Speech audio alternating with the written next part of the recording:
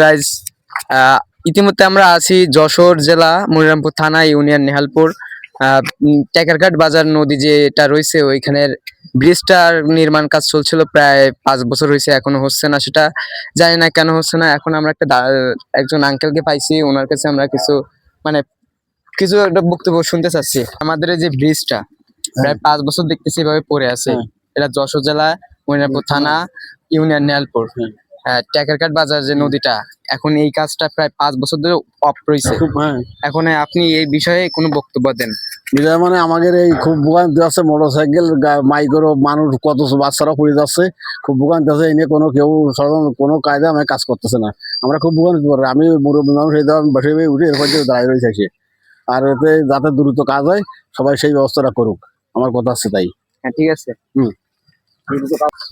এদিকে আছেন ক্যামেরাম্যান, এদিকে আছেন। আমরা দেখতেছি যে ইতিমধ্যে মানুষ যে পার হচ্ছে দেখতে পাচ্ছি আমরা। আসলে এই ব্রিজটা তৈরি করা হয়েছে প্রায় 5 বছর এর কাজটা চলছে না। এখানে বন্ধ রয়েছে প্রায় 2 বছরের মতো এটা কাজ চলছে। এখন হঠাৎ কি সমস্যার কারণে হয়তো ছোট হয়ে গেছে, আমাদের ইতিমধ্যে জানানো হয়েছে যে এটা ছোট হয়েছে।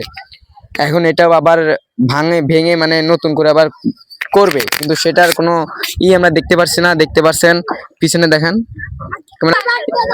দেখতে পাচ্ছেন যে অনেক মুরব্বী মহিলারা আছে, ওনারা কিভাবে হেঁটে হেঁটে আসছে। আসলে এইভাবে তো করলে মানুষের বিপদ হয়। এই সাইডে একটু দেখেন,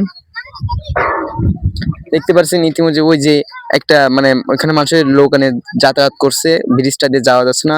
অবশ্যই ওই ব্রিজটা নির্মাণ করার জন্য কোনো একটা কাজ হচ্ছে আর কি। আর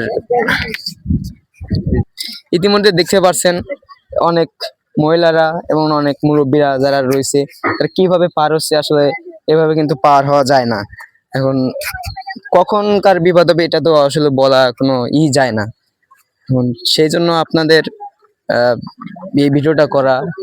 আপনাদের মন্তব্য কিরকম এটা আমাদের কমেন্টে বলবেন।